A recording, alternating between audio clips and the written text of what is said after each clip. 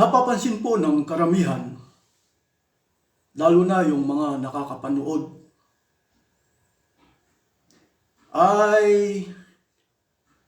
tinatanong po nila ako, nagme-message ang karamihan, kung sakali naman po na, kasi nakikita po nila na pumupuna tayo sa Iglesia ni Manalo, at laging issue ang Iglesia ni Manalo. Kaya ang tanong ng karamihan kung sakali na hamunin tayo ng debate o diskusyon ay kung lalaban tayo. Yan po ang dahil po napagtutuunan pansin ako ng karamihan dahil marami pong nanonood. Kaya tinatanong tayo, bakit meron bang magagaling sa mga ministro ni Manalo? Yan bang sina Parba, sina Joe Ventilacion na ipinagmamalaki nilang debaters, magagaling ba yan? Mas maganda po yung formal na debate.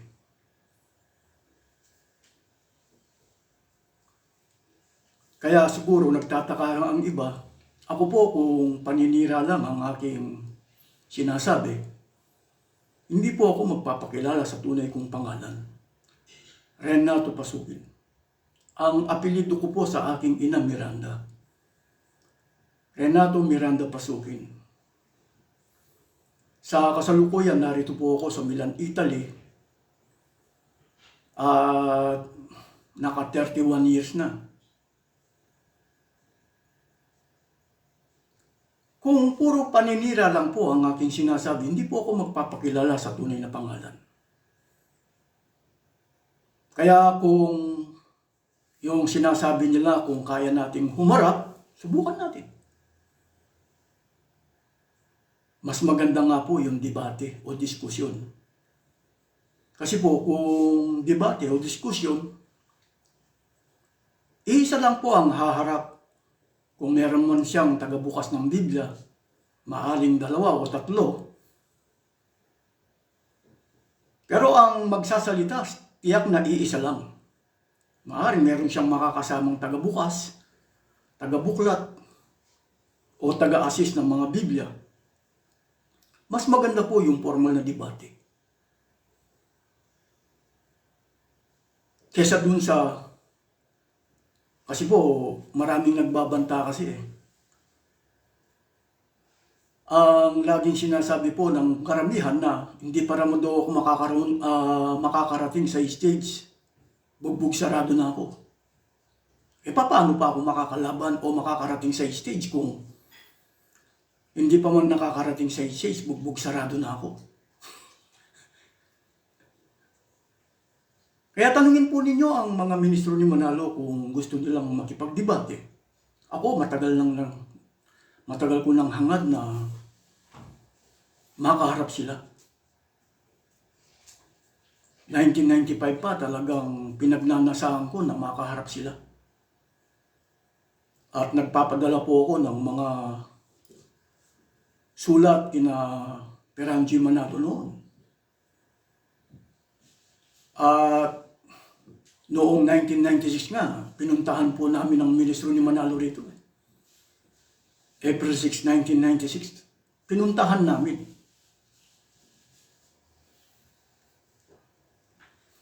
Dahil sa hindi naman formal, pero napahiya po si Paterno noon. Sa pangalawang pagpunta po namin, hindi na po kami hinarap. Baka kasi akala ng karamihan ng mga nanonood, hanggang Facebook lang tayo. Hanggang YouTube lang. Nakakapagsalita. Ibig sabihin, sa ngayon, nasa bahay lang ako. Nakakapagsalita. Pero pagkakaharap na yung ministro, baka pipi ako.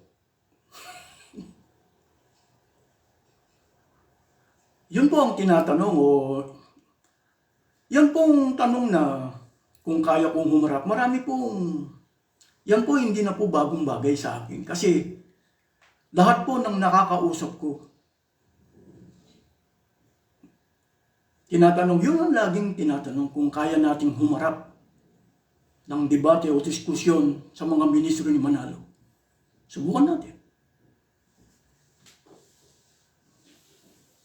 Ang unang topic po na gusto kong maging issue, dahil ang iglesia ni Manalo nagkaroon po ng paniniwala. Ang isang paniniwala nila na si Felix Y. Manalo ang huling sugo. Ito pong binabasa ko, Felix Y. Manalo, The Last of God Messenger. O patutunayan ko na ito ay aral ng demonyo.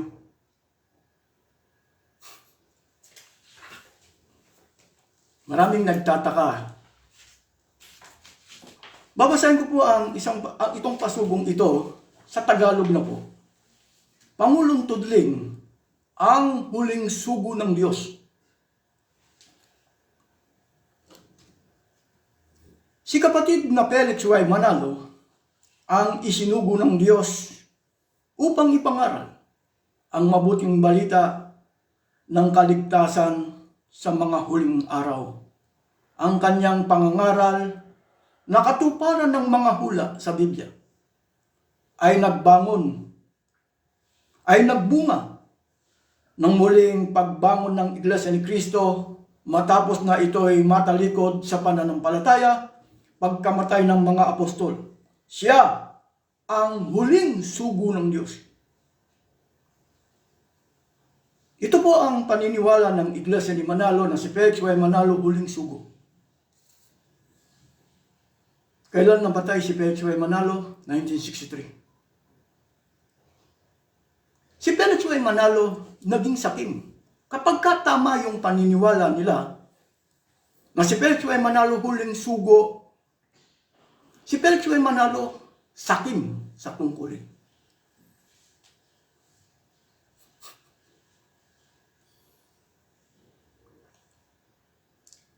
Kapag tama yung paniniwala nila, bakit? Bakit po naging sakim si Felix Y. Manalo kapag tama yung paniniwala nila? Kung palabasa po kayo ng Biblia, ang tunay na sugo hindi po magpapakilalang huling sugo. Ang babasahin ko po sa inyo, aklat po ng 1. Ang nagtuturo rito ay si Kristo mismo. 1, Kapitulo 20, talatang 21. Pasinin po ninyo kung anong nakalagay rito sa 20-21, aklat po ng 1. Narito po ang pagtuturo. 20-21. Sinabi naman ni Jesus, sumainyo ang kapayapaan. Kung paanong sinugo ako ng Ama, gayon din namang sinusugo ko kayo. Sino po ang nagsasalita sa talatang ito? Si Kristo. Si Kristo sinugo ng Diyos. Pero hindi siya naging sakim. Kaya nung ginawa ni Kristo bilang sugo, nagsugo siya. Kaya hindi siya pwedeng magpakilalang huling sugo.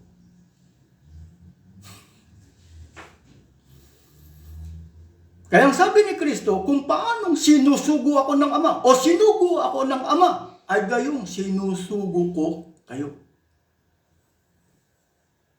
Kaya lahat ng tagapagturo sa loob ng tunay na iglesia ni Kristo, na pag-aari ni Kristo, mga sugo.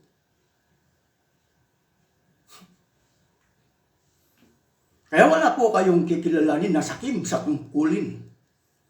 Katulad ng pagkakilala nila kay Felix Y. Manalo, huling sugo.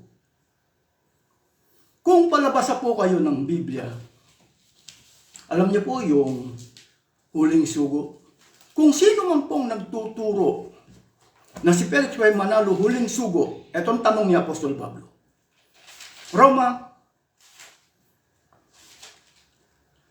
Kapitulo 10, talatang 14, 15, dating salin po. Sino man pong naniniwala kay Felix Y. Manalo na huling sugo? Etong tanong ni Apostol Pablo. Paano nga silang magsisitawag doon sa hindi nila sinasampalatayanan? At paano sila magsisampalatay sa Kanya na hindi nila napakinggan? At paano silang mga kikinig na walang tagapangaral?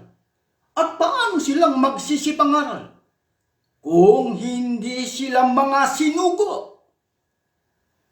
Gaya ng mga nasusulat, anong pagkaganda ng mga paaniyaon ng mga nagdadala ng masasayang balita ng mga bagay na mabuti? Kaya sino man pong kumikilala kay Felix Y. Manalo na huling sugo, si Felix Y. Manalo naging sakim, kung tama yung paniniwala nila. Sino pang magpapakilalang sugo sa kanila?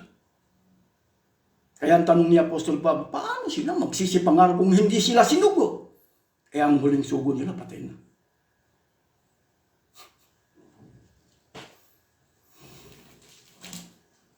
Alam niyo po, kung palabasa kayo ng Biblia, lahat ng tagapagturo sa loob ng tunay na Iglesia ni Cristo, kay Manalo, kasi po baka may makapuna. Di ba Iglesia ni Cristo sila? Kasi binabanggit natin, sa loob ng tunay na Iglesia ni Cristo, lahat ng tagapagturo magpapakilalang mga sugo. Bakit sa Iglesia? Ang pangalan nila, Iglesia ni Cristo. Bakit kinikilala nilang ang huling sugo nila ay si Felix Y. Manalo? Paano pa makakapagturo itong patay na? Kailan namatay si Felix Y. Manalo? 1963. Hindi ba niya naisali ng pagiging sugo?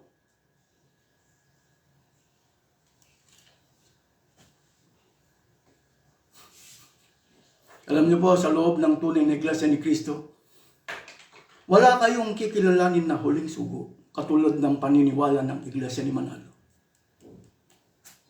Wala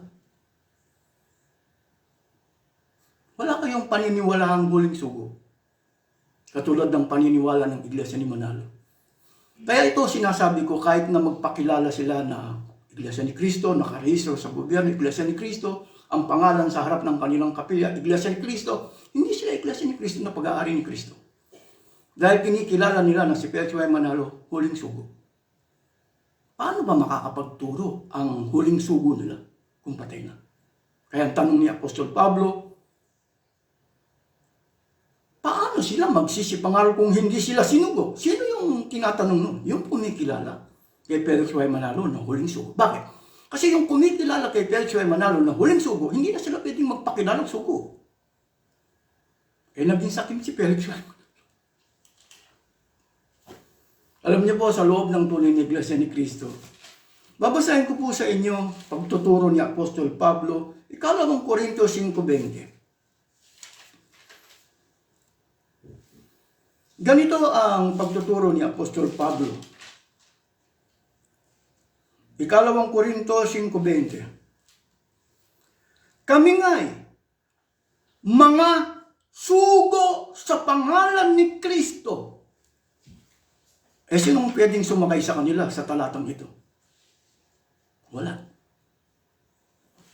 Kaya, ipapakilala nilang uling sugo si Felix Y. Manalo. Pasasakayin mo sila ng 2 Korintios 5:20. Kami nga'y mga sugo sa pangalan ni Kristo. Papatayin mo ang paniniwala mo. Kapag ka nagbabasa ka ng 2 Korintios 5:20. Pati na yung nasa 1, Kapitulo 20:21 na itinuro ni Kristo. Kaya anong pagtuturo ni Apostol Pablo, kami nga'y mga sugo sa pangalan ni Kristo. Sino man pong tagapagturo sa loob ng tunay na Iglesia ni Kristo, magpapakilalang mga sugo. Bakit sa Iglesia ni Manalo ang pangalan nila, Iglesia ni Cristo sa rehistro? Iglesia ni Cristo sa harap ng kanilang kapilya. Bakit ang paniniwala nila kay Felix Y. Manalo, huling sugo? Alam niyo po, darami lang tayong mga talatang babasahin Alam niyo po, pupunta tayo dun sa paboritong talata ng Iglesia ni Manalo. Yung Apocalypse 7:2-3. Dito, hahamunin ko yung mga ministro ni Manalo sa talatang ito. Ikalawa, Apocalypse 7:2-3, ganito ang pagtuturo.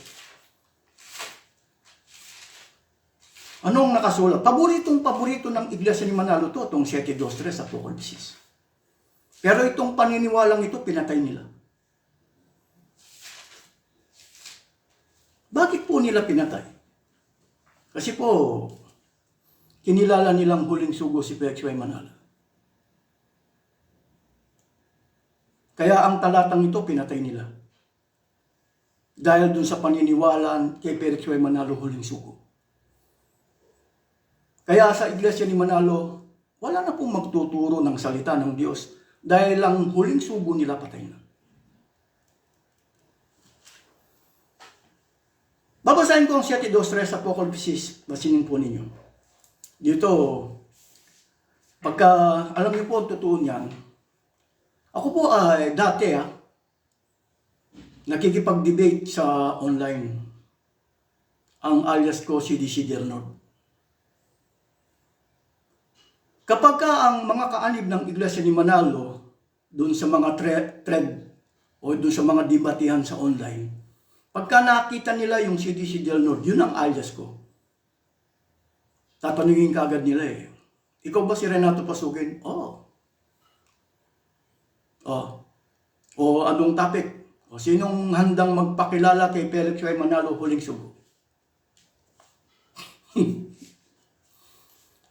Sino sa inyo? Meron pong lumaban. Ang ginamit niya 7:2-3. Saan mababasa yung terminong huling sugo ng Diyos?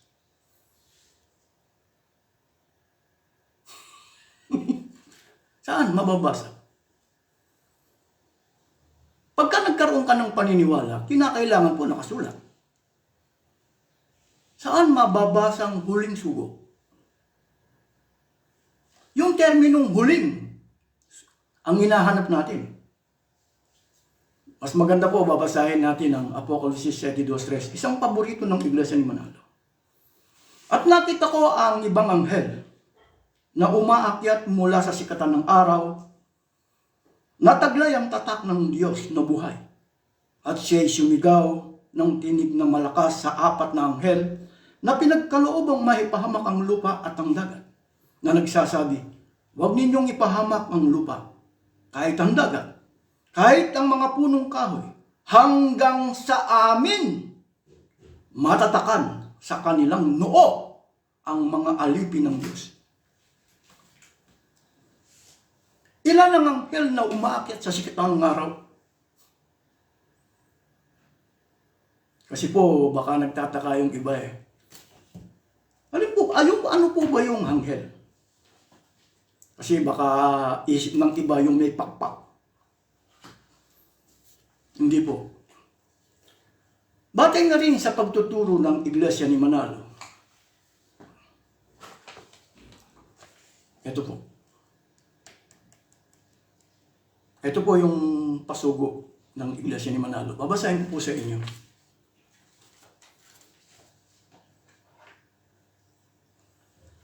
Ang kahulugan ng salitang anghel ay sugo.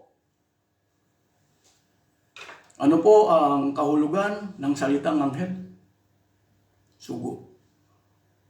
Sino po ang kinikilala nilang huling sugo?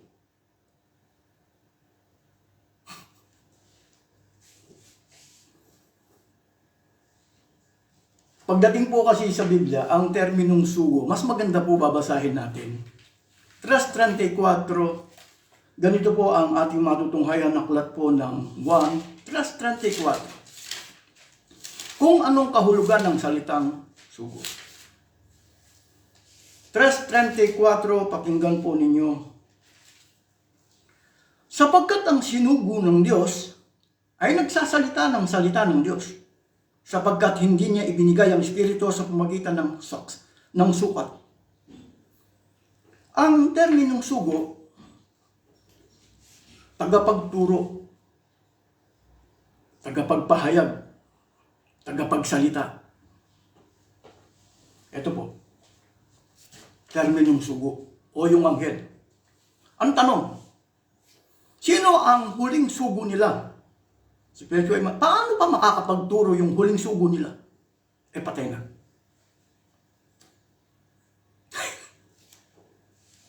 Ikinagugulat po ng Iglesia ni Manalo to.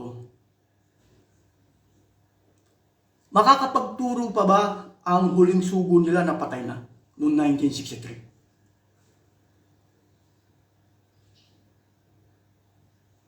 Pagka sugo, halimbawa, kinikilala mo si Pedro Manalo, sugo ng Diyos, pwede siyang magsugo. Pero pagka nilagyan mo ng huling sugo, hindi siya pwedeng maging sugo. Ay, hindi na siya pwedeng magsugo. Pasinin po ninyo, meron ako rito blackboard. Para maunawaan po ninyo. Anghel, sugo.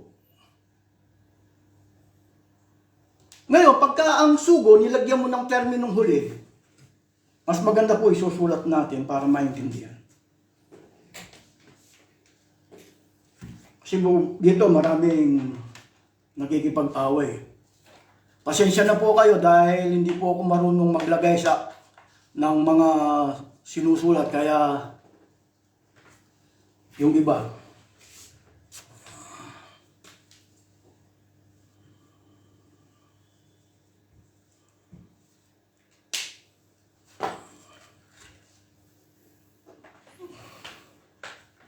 Nakikita po ninyo,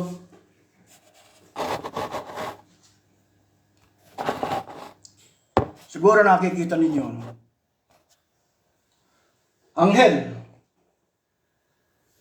Ang ang terminong anghel, sugo. Kung nakikita ninyo, mas maganda ilalapit natin. Nilagyan nila ng terminong huling. Ang huling, pag pinagdugtong nila, sugo. Huling sugo. Ito, pagka wala yung huling, at ang terminong sugo, pwede siyang magsugo. Pero pagka nilagyan mo ng huling, hindi na siya pwedeng magsugo. Kaya, ang paniniwala nila kay Felix Y. Manalo, huling sugo, paano pa makakapagturo ng ebanghelyo? Patay na.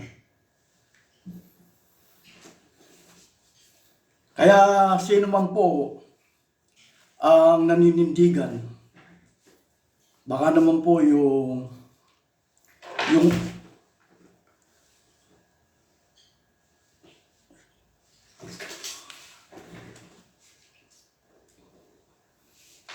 kasi po baka meron pong nagtatanong, binasa natin kanina ang Apocalypse 7:2-3. Uulitin ko po kung dito magkakaroon po ng tanungan.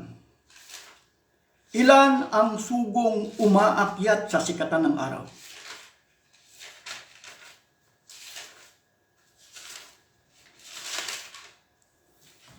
Ilan ang sugong umaakyat sa sikatan ng araw? Batay sa Apocalypse 7:2-3. Dito, pagdating po sa tanungan kasi, magsisimula sa isa. Ibig sabihin, magsisimula sa isa, darami po sila. Pero bakit kinilala nilang huling sugo si Felix Y. Manalo? Paano po sila darami? Batay po sa Apocalypse, meron po akong gustong ipapansin sa inyo sa 3, na nagsasabi, huwag ninyong ipahamak ang lupa, kahit ang dagat, kahit ang punong kahoy, hanggang sa amin matatakan. Paano po yung pagtatatak? At ilan yung magtatatak? Amin. Napakarami po nun. Ibig sabihin, yung anghel, ibang salita po ng anghel, sugo, mag-uumpisa sa isa. Darami sila. Bakit kinilala nilang huling sugo? Baka naman po, babasahin po natin, paano po ba ang pagtatatak? Babasahin ko sa inyo, Efeso, Kapitulo 1. Mas maganda po babasahin natin para Paano po ba ang pagtatatak? At ilan ang magtatatak? 13, 14, pansinin po ninyo. Nasa kanya kayo naman pagkarinig ng aral ng katotohanan ng Ebanghelyo ng inyong kaligtasan. Nasa kanya rin naman mula nang kayo'y magsisampalataya, ay kayo'y kinatakan ng Espiritu Santo na ipinangako na siyang patotoo sa ating mana hanggang sa ikatutubos ng sariling pag-aari ng Diyos sa ikapupuri ng kanyang kaluwalhatian. Paano po yung pagtatatak sa pamagitan po ng pangangaral? Ilan po yung mangangaral? Alam po natin ang salitang anghel, sugo, tagapangaral, tagapagturo, tagapagsalita ng mga salita ng Diyos. Ilan yung mangangaral? Amin. Ibig sabihin, napakarami po nun. Napakarami. Sa iglesia ni Manalo, inilabas nila na si Felix Y. Manalo huling sugo. Naging sakim. Paano pa siya makakapagturo kung huling sugo siya? Kaya po, doon lang kami pumupunta, doon sa 7:2-3 ng Apokalipsis. Hahanapin ko raw po yung terminong huling sugo sa Apokalipsis 7:2. Wala po akong makita. Wala silang maipakita.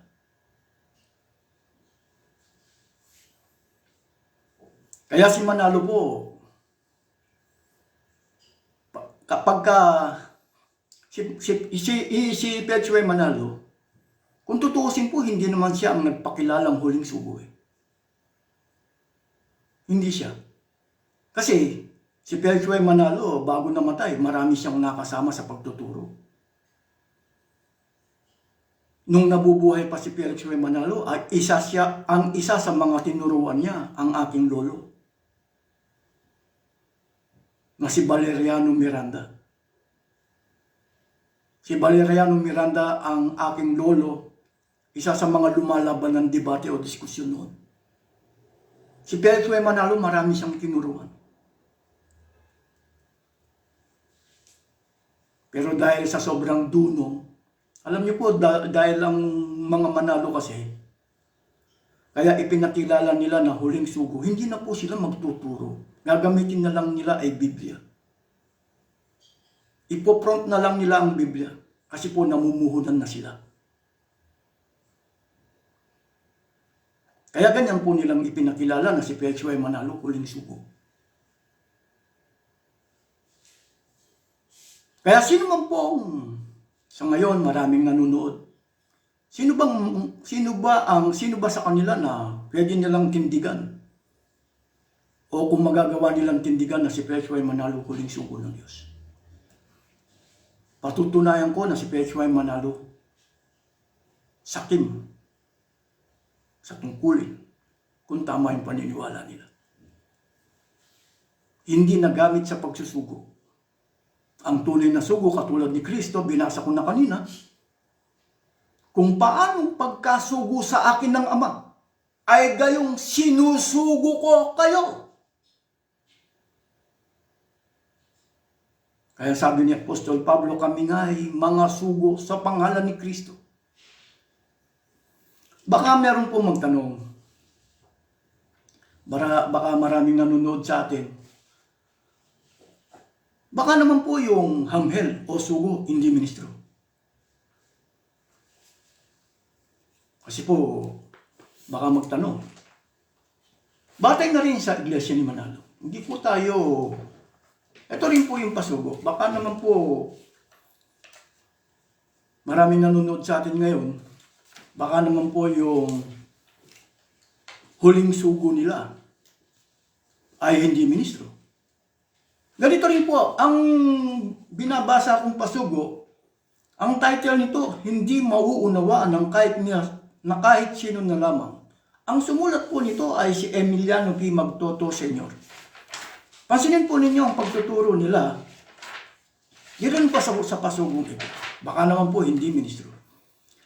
Ang ibang anghel na inuhulahan sa Apocalypse 7:2 ay tao. Sa likas na kalagayan. Siya ay tao. Ministro ng Ebanghelyo. Baka naman po, baka mayroong mga tuwiran. Kung kinikilala naman po namin huling sugo si Pechway Manalo, meron naman kaming mga ministro. Kasi po, lumilitaw kasi, kaya tanggap nila na si Pechway Manalo huling sugo, dahil meron silang mga ministro na kinikilala ng mga tagapagturo. Ngayon, napakinggan po ninyo. Ulitin ko, baka naman po, hindi makarinig yung iba eh. Ang ibang anghel na inuulaan sa Apocalypse 7:2 ay tao, sa likas na kalagayan. Siya ay tao, ministro ng Ebanghelyo.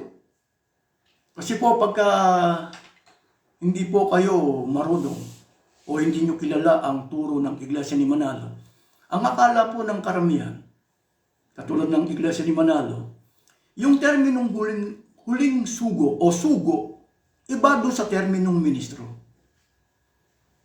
Kaya kinikilala nilang sugo si Pechway Manalo. Hindi lang pangkaraniwang sugo, kundi huling sugo. Batay na rin sa pagtuturo nila yung terminong sugo. Anghel, sugo, ministro. Batay na rin sa pagtuturo. Sino po ang lumalabas na huling ministro ng Diyos nila? Si Pechway Manalo. Kaya po, pagdating po sa debate, sa diskusyon, ang front ko si Pechway Manalo, o sinong handang magpakilala na si Pechway Manalo huling sugo. Pagdating po sa debate, sa diskusyon, ang palalabasin ko po si Pechway Manalo, huling ministro ng Diyos sa kanila. Debate lang. Basta't hawak mo itong pasugo na ito. Huwag ka lang aalis. Ibig sabihin, si Pechway Manalo, kinikilala siyang anghel, sugo, ministro. Walang alinlangan. Paano po yung terminong huling sugo? Kaya nga, hinahanap ko po sa mga kadebate ko sa online, yung tinatawag na huling anghel, huling sugo, huling ministro. Wala po silang maipakita. Kaya tinatanong po ako ng iba kung sa online, kasi po sa online, hindi ka nila pwedeng bugbugin. Hindi ka pwedeng saktan ng physical. Di po ba? Sa online, kasi kung nandito ako sa bahay, debate, diskusyon, sa online, hindi ako masasaktan ng physical. Mas maganda po sa online na debate. Kasi po, kung sa actual na debate, halimbawa, pupunta ng pampubliko, alam naman natin ng Iglesia ni Manalo, lalo na yung mga banta nila. Hindi pa man daw po ako makakarating ng stage. Bugbog sarado na ako. Nakakatakot.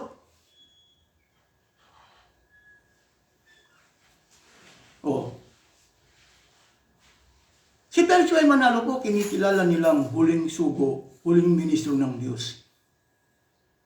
Kaya sa Iglesia ni Manalo, yung iglesyang itinuro ni Pechway Manalo, hindi po nanatiling nasa uring Iglesia ni Cristo. Dahil doon sa paniniwalang si Pechway Manalo, ipinakikilala nila na sakim sa tungkulin. Yung anak niya na si Perangi Manalo, sakim sa pera. Yung Eduardo Manalo, sakim sa pera. Kaya yun po yung kinagugulat ng karamihan. Si Manalo, si Pechway Manalo, kung tama yung paniniwala nilang huling sugo siya, naging sakim sa tungkulin. Pero ako, hindi ako naniniwala si Pechway Manalo nagpakilala ng huling sugo. Bakit? 1963 namatay siya. Kailan nag-umpisa? Nagturo si Pechway Manalo. 1913. Naiparehistro 1914. Kung 1963 namatay siya, nag-iisa ba siyang nagturo? Hindi.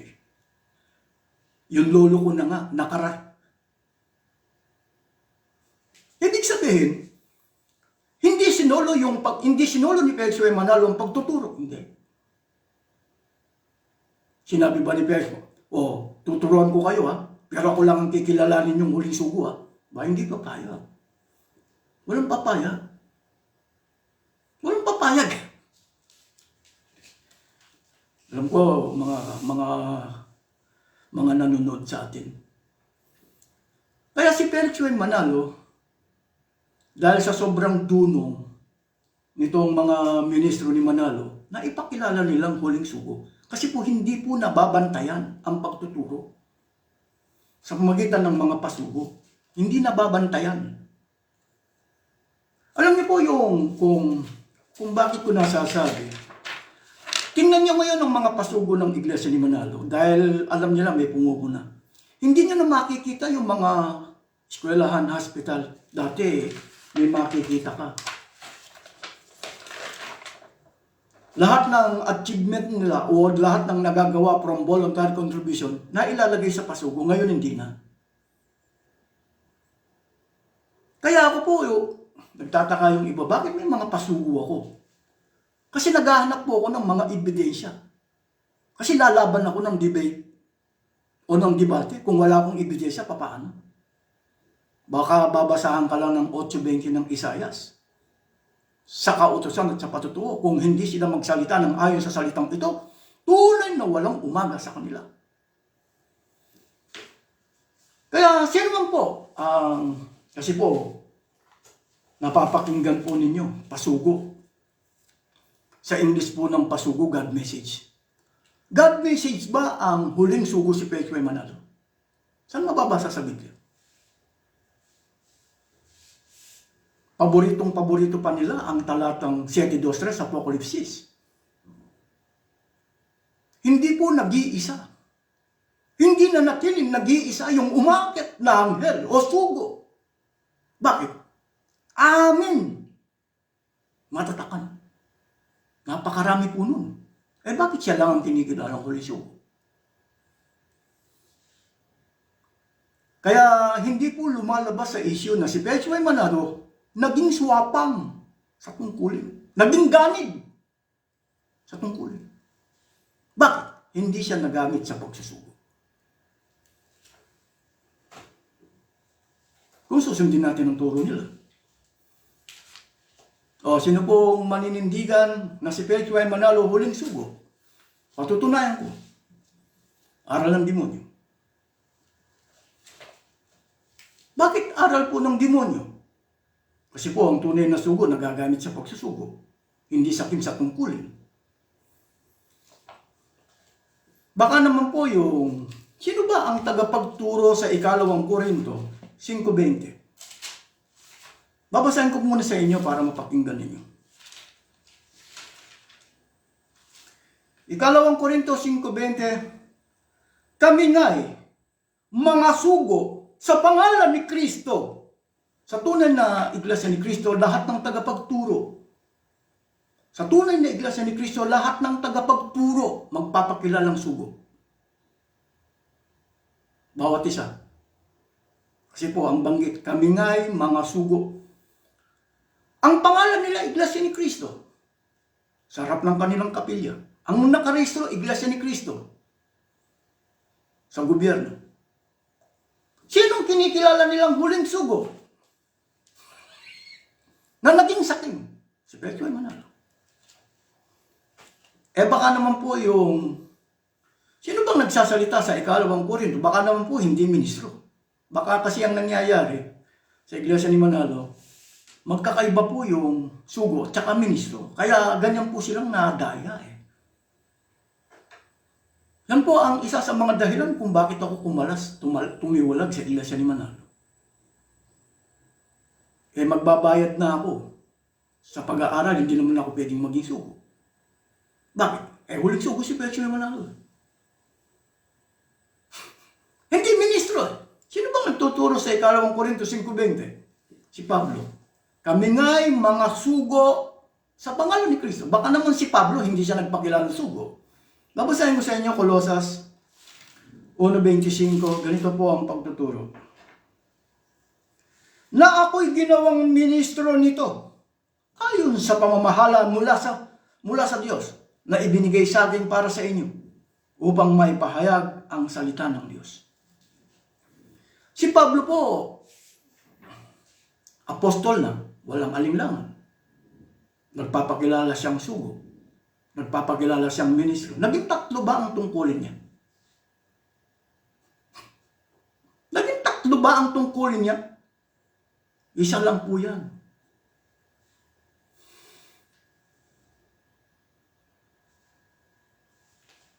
Paano po nila ipapakilala ngayon na si Felix Manalo, huling sugo? Huling ministro. Dahil kinikilala po nila na si Felix Manalo na huling sugo, huling ministro ng Diyos. Mali po yan. Alam mo po ba, may paninindigan pa sila eh. Ito po yung pasugo. Ang isa pang paniniwala ng Iglesia ni Manalo, tangi dun sa huling sugo si Felix Manalo, meron pa silang paniniwala eh. Ganito ang ating matutunghayan sa pasugong ito. Ang sumulat nito ay si Benvenido C. Santiago. Pakinggan po ninyo. Actually, the main reason why many people are converting to the Iglesia ni Cristo is the realization that this is the true Church of Christ today. The fulfillment of the Bible prophecy concerning the third and last group of people. Mahilig sila sa terminong last eh. Yung last sa terminong Tagalog, huling. Huling. Kaya nga po nagtataka yung iba eh. The third and the last group of people. Alam niyo po, kasi maraming nagbabasa. Kung babasahin natin sa Gawa, Kapitulo 2, talatang 39, sa inyo, ang tinutukoy na sa inyo, kung babasahin natin 36, mga Hudyo. Sa inyong mga anak sa pangangaral, ang ginamit diyan si Apostol Pablo, unang Korinto, 4:15, anak sa pangangaral. Ito pong una at ikalawa, nagbuo po sila ng tinatawag na, kaya hindi natin kinagisna ng una at ikalawang bahagi, dahil doon sa pagkakabuo ng mga council. Yung mga council gumagawa po ng utos.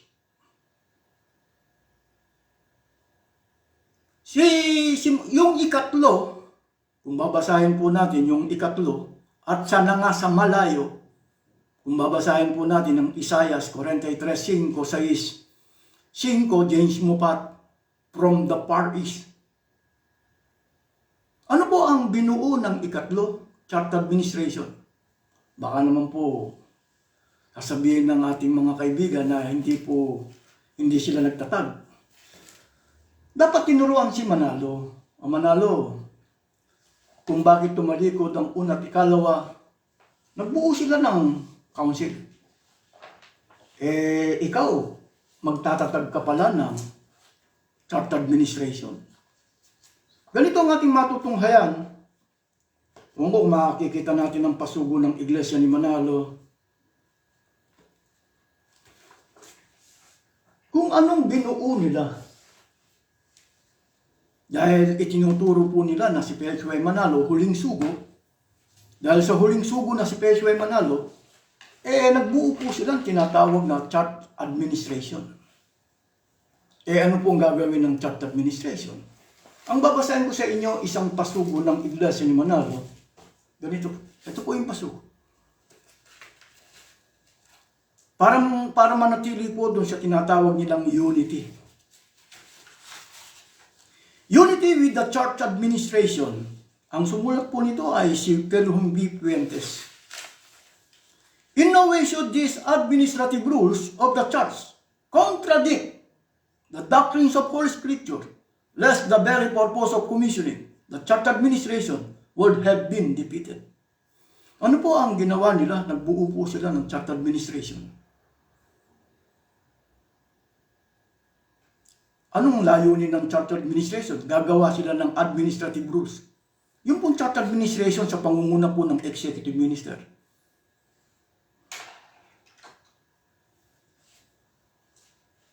Gagawa sila ng administrative rules.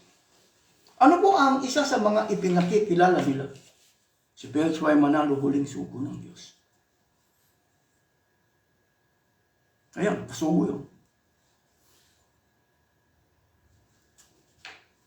Kaya sa Iglesia ni Manalo, walang magpapakilalang ministro ng Diyos. Debate lang, diskusyon. Sino po ang magpapakilalang ministro ng Diyos sa kanila? Ito pong tanong kong ito, gusto ko lang palitawin sa debate, sa diskusyon. Pero wala mapapatunayan na sila'y mga ministro ng Diyos. Dahil kinikilala nila na si Felix Y. Manalo, huling sugo, huling ministro ng Diyos. Ito, pasok.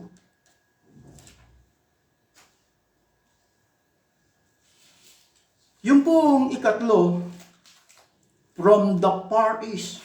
Babasahin ko po sa inyo aklat po ng Isaias 24:15-16. Paborito po ng Iglesia ni Manalo. Ganito ang ating matutunghayan. Kaya't luwalhatiin ninyo ang Panginoon sa silanganan, sa makatibagayang pangalan ng Panginoon ng Diyos ng Israel sa mga pulo ng dagat.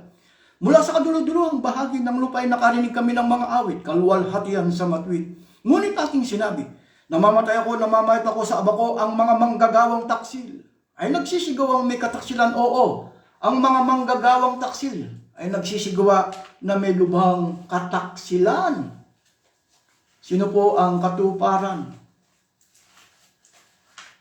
ng Isaias 24:15-16 batay sa pagtuturo, manggagawang taksil? Iglesia ni Manalo rin ang sasagot. Ang ikatlo po, naging manggagawang taksil sila sa harap ng Diyos. Ang ikatlo. Dahil doon sa pagkakabuo ng charter administration, ipinakikilala nila na si Felix Y. Manalo, huling ministro ng Diyos. Ito po ang gusto kong palitawin sa araw ng debate o diskusyon. Kaya hindi ko masyadong binubuklat, baka meron pong maghamon. Gusto ko pong meron akong makita. Sinasabi nila magaling daw si Parma. Alam niyo po ang Iglesia ni Manalo kung bakit sila dumami. Dahil po sa mga debate, diskusyon. Isa sa mga dahilan kung bakit kaagad silang dumami nung nagsimula sila o naiparehistro noong 1914 dahil sa mga debate. Ang isa sa mga nagagamit na debater noon ng aking lolo, Valeriano Miranda. Kaya yung lolo ko, ewan ko lang kung hindi pa tinanggal yan sa Museum Gallery sa Quezon City, makikita niyo yung lolo ko, si Valeriano Miranda. Kaya ang ikatlong bahagi, yan po ang Iglesia ni Manalo. Pero mas maganda po babasahin ko ang Isaias kung sino po ang katuparan para sa kaluwalhati ng Diyos, Pangulong Tudling. Ang sumulat po nito ay si Benvenido C. Santiago. Siya po ang editor-in-chief noon. Pasugo, July 2003. Bilang mga lingkod ng Diyos sa mga huling araw na ito, batid natin ng pangunahing tungkulin natin na siya ipaglingkuran at sambahin. Sa katunayan, nakasahad sa hulang nagpapatotoo sa ating kahalalan na ito ang layon ng Diyos sa pagtawag niya sa atin. Sinabi ni Propeta Isaias, kaya't luwalhatiin ninyo ang Panginoon sa silanganan, sa makatibagay ang pangalan ng Panginoon ng Diyos ng Israel, sa mga pulo ng dagat. Mula sa kadulo-dulohang bahagi ng lupa ay nakarinig kami ng mga awit, kaluwalhatian sa matwid. Isaias 24:15-16. Sino po ang nagpapatotoo na silang katuparan ng Isaias 24:15-16?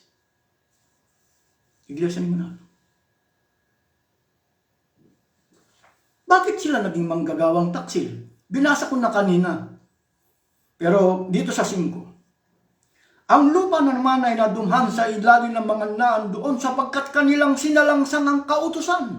Binago ang alituntunin. Sinirang walang hanggang tipan. Nagbuo po sila ng charter administration. para gumawa ng administrative rules.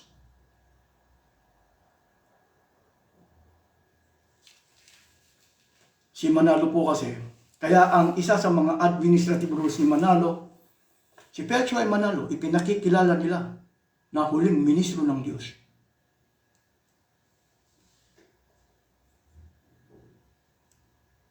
Pero front ko po sa mga ministro ni Manalo, o sinong handang magpakilala na si Felix Y. Manalo, huling sugo ng Diyos.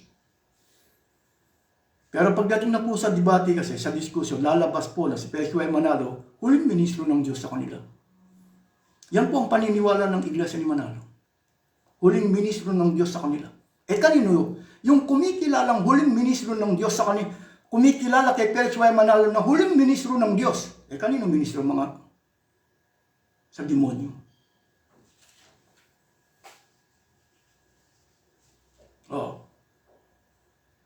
Paano po?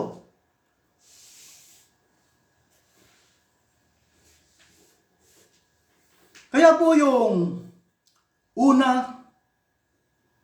mga Hudyo, mga Hentil, kaya hindi natin kinagisa ng una at ikalawa dahil nagbuo po ng council. Yung ikatlo, nagbuo po ng church administration. Anong layunin? Bakit siya nagbuo ng church administration? Mas maganda po Biblia ang pasasagutin natin. Itinuro ni Kristo. Ganito ang ating matutunghayan, dagdag kaalaman po.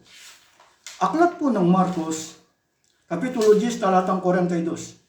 Kaya pinalapit sila ni Jesus at sinabi, alam ninyo, na ang mga itinuturing na pinuno ng mga Hentil ay siyang pinapanginoon at ang mga dinadakila ay siyang nasusunod. Pinasunod nila doon sa tinatawag na church administration. Kaya yung church administration gumagawa ng administrative rules. Ang isa sa mga itinuturo nila, si Felix Y. Manalo, huling ministro ng Diyos sa kanila.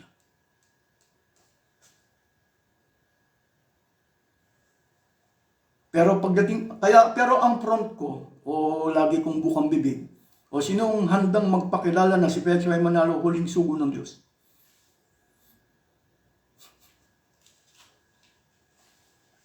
Para mapasunod. Bakit po kailangan nilang magtatag ng church administration? Para mapasunod. Anong layunin nila? 7:8, Marcos din. Niwawalang kabuluhan nga ninyo ang utos ng Diyos at ang sinusunod ninyo ay ang turo ng tao. Sino nagturo na si Felix Y. Manalo huling sugo, huling ministro ng Diyos? Saan mababasa? Kaya po ang Iglesia ni Manalo, ngayon nalalaman nila. Una, dahil sa pagkakatayo, ang akala nila, the third and the last, ibig sabihin, wala na pong ikapat. Meron po. Ayan. Nagtatanong, bakit daging Iglesia ni Manalo ang pinupuna mo? Yun ang tanong ng iba. Kasi napapansin nga nila. Bakit purong Iglesia ni Manalo ang pinupuna mo? Ngayon, maraming nagtatanong kung magagawa nating lumaban ng debate o diskusyon.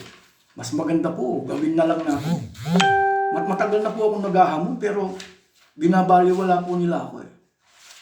Bakit laging Iglesia ni Manalo? Ganito ang ating matutunghayan, Jeremiah 6:22. Ganito ang sabi ng Panginoon, narito ang isang bayan ay magmumula sa ilagaang lupain. Ito po yung itinuturo ko. Isang bayan na magmumula sa ilagaang lupain. Dito nagtataka si Manalo at ang kanyang mga ministro, pinag-aaralan nila ito. Ulitin ko po Ganito ang sabi ng Panginoon, narito ang isang bayan ay magmumula sa ilagaang lupain. Ang ilagaang lupain po na tinutukoy rito yung Europe. Ang isa sa bahagi ng Europe, Italia. Ang Milan, kabahagi po ng Italia. Para maintindihan po ninyo. Kasi po, yung mga kaanib ng Iglesia ni Manalo, inahanap po nila ako sa parte ng norte. Manapa, meron pong demandang dumating sa bahay. Kasi po, pinipilit po nila ako kung nasaan ako. Ako po ay nasa Milan, Italy. Kasi po, nagbabanta ang mga kaanib ng Iglesia ni Manalo na uulanin daw ako ng mga demanda. Kasi puna na ako ng puna o tuligsa na akong tuligsa sa Iglesia ni Manalo. Kahit si Manalo po, alam po niya na nasa Italy ako. Dahil noong, kahit nakiperan si Manalo, dahil sumusulat ako noon, alam nila.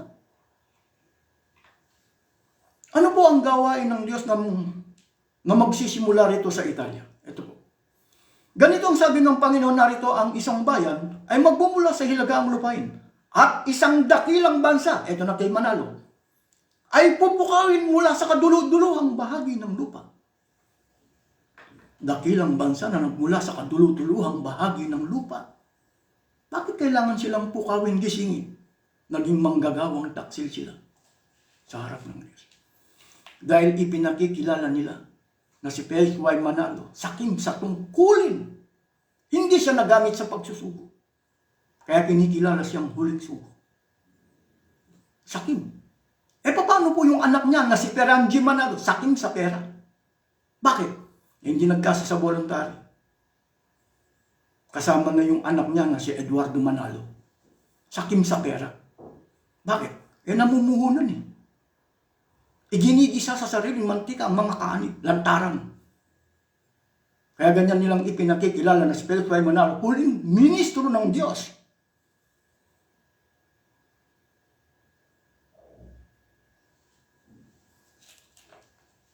Kaya po maraming nagtatanong, kaya ba nating humarap? Kaya ang tunay na Iglesia ni Cristo po, mahahati sa 4, hindi po 3. Mas maganda po, basahin na natin. Daniel 11:3-4, pakinggan po ninyo. Pakinggan po ninyo 11:3-4, pakinggan po ninyo. At isang makapangyarihang hari ay tatayo na magpupuno na may malaking kapangyarihan at gagawa ng ayon sa kanyang kalooban. At pagkatatayo siya, ay magigiba ang kanyang kaharian at mababahagi sa 4 na hangin ng langit. Yung pong kaharian, mahahati sa 4, hindi po 3. Paano po natin mapapatunayan na ito Iglesia ni Cristo, na pag-aari ni Cristo, nitong kaharian na ito? Colosas, Kapitulo 1, 13-14, pakinggan po ninyo kung alin yung kaharian. Ganito po ang pagtuturo sa Colosas. Kaya kung minsan nagtataka po yung iba kung bakit natin tinutulig siya o pinupuna ang Iglesia ni Manalo, na siyang nagligtas sa atin sa kapangyarihan ng kadiliman at naglipat sa atin sa kaharian ng anak ng kanyang pag-ibig na siyang kinaroroonan ng ating katubusan na siyang kapatawaran ng ating mga kasalanan. Ang kaharian po o yung tinatawag na Iglesia mahahati sa 4. Hindi po 3. Kaya mali yung paniniwala nilang the third and the last group. The third, tama. Pero pagka nilagyan mo ng last, mali. Halimbawa, yung kay Felix Y. Manalo, sugo ng Diyos, pwede siyang magsugo. Pero kapag ka nilagyan mo ng huling sugo, hindi siya pwedeng magsugo. Ang ibang termino ng sugo, ministro. Huling ministro ng Diyos, si Felix Y. Manalo sa kanila. Kanino yung ministrong iniwan niya? Halimbawa, yung anak niya, sa demonyo. Kaya namumuhunan eh. Kaya po yung mga Manalo, si Felix Y. Manalo, ipinakikilala nilang sakim sa tungkulin. Hindi siya nagamit sa pagsusugo. Ipinakikilala nila. Ang tunay na sugo katulad ni Kristo, nagagamit sa pagsusugo. Ipinakikilala ni Apostol Pablo, kami nga yung mga sugo. Sino po yung kumikilalang huling sugo kay Felix Y. Manalo? Hindi sila sugo. Dahil huli si Felix Y. Manalo. Naging sakim sa tungkulin si Felix Y. Manalo. Yung iniwan niya na si Peranji Manalo, sakim sa pera. Pati yung kanyang apo na si Eduardo Manalo.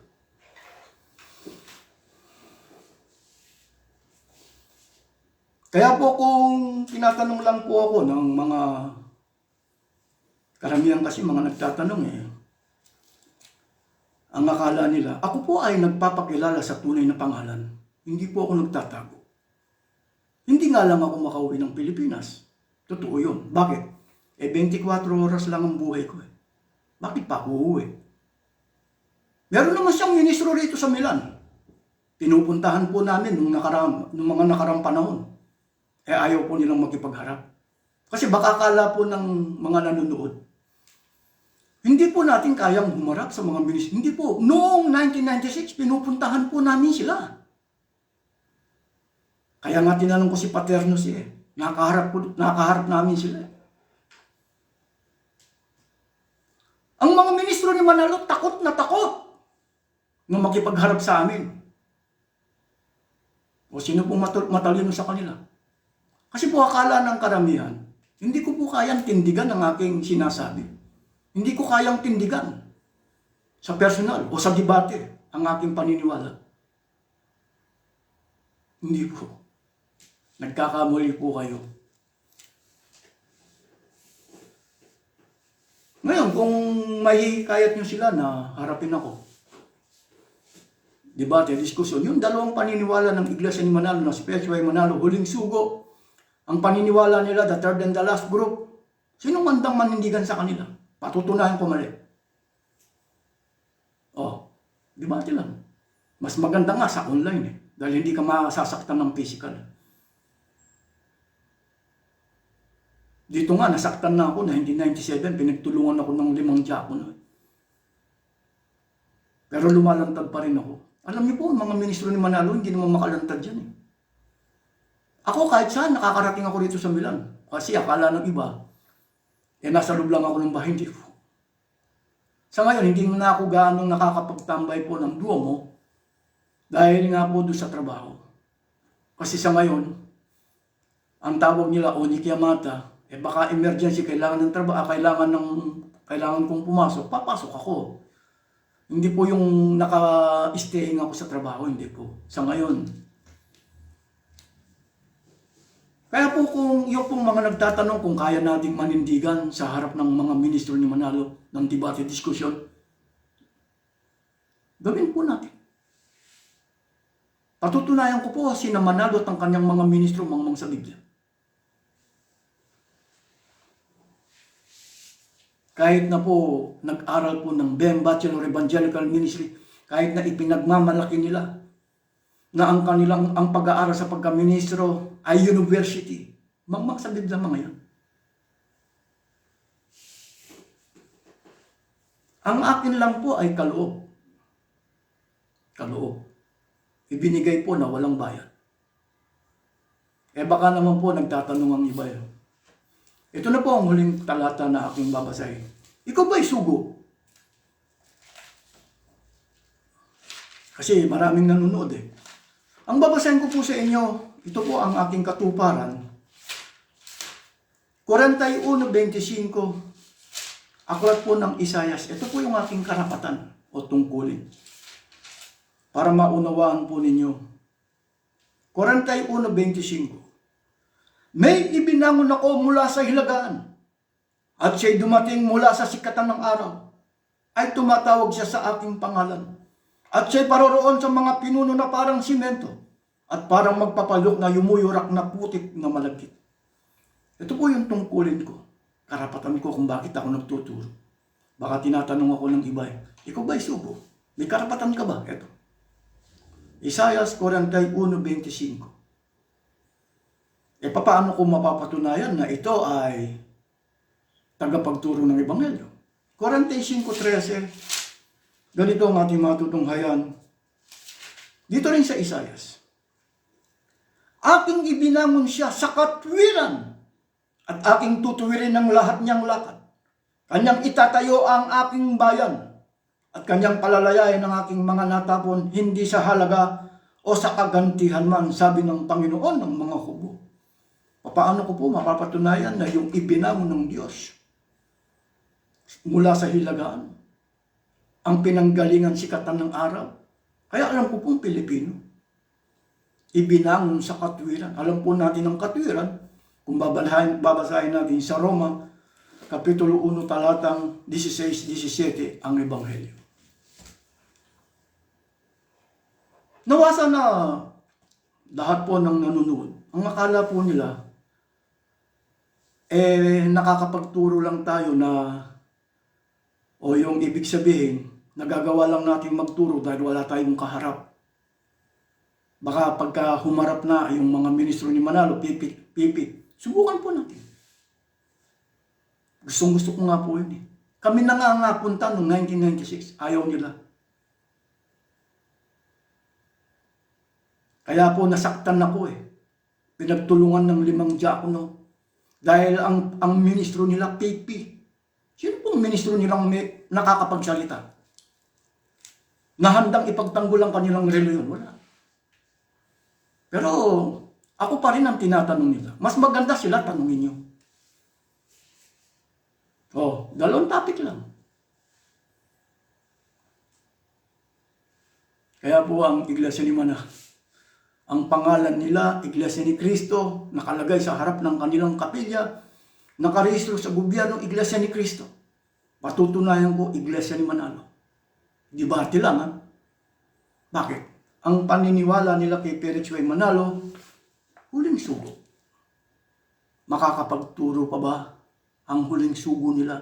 Hindi na. Bakit? Patay na eh. Nagamit ba siya sa pagsusugo? Hindi. Saking. Kung nagamit siya, hindi nila ituturong huling sugo. Kung ang huling sugo, ibang termino nito, huling ministro. Kanino ministro yung mga iniwan ni Felix Y. Manalo? Sa demonyo. Kaya ang ginagawa po, pamumuhunan na lang. Yan po ang ginawa ng kanyang anak na si Peranji Manalo, sina Eduardo Manalo. Nakikita ninyo, hindi na po paglilingkod ang ginagawa nila. Ang lumalaganap, yung pangungulekta, ang ipinalalaganap, pagninegosyo o yung pamumuhunan, nagamit ang mga abuloy ng mga kaanib. Ang unang-unang iginigisa nila, lantaran, ay ang kanyang mga kaanib. Ang mga nabubuhay sa limos ay siyang nagtatamasa ng mga kayamanan, katulad ni Manalo. Umaasa lang sa limos, naka-aeroplano, nakabahay sa Forbes Park. Dahil hindi na po Iglesia ni Cristo na pag-aari ni Cristo ang kanilang kinahaanipan. Nawasan na naunawan, naintindihan po ninyo. Maraming pong salamat sa inyong lahat.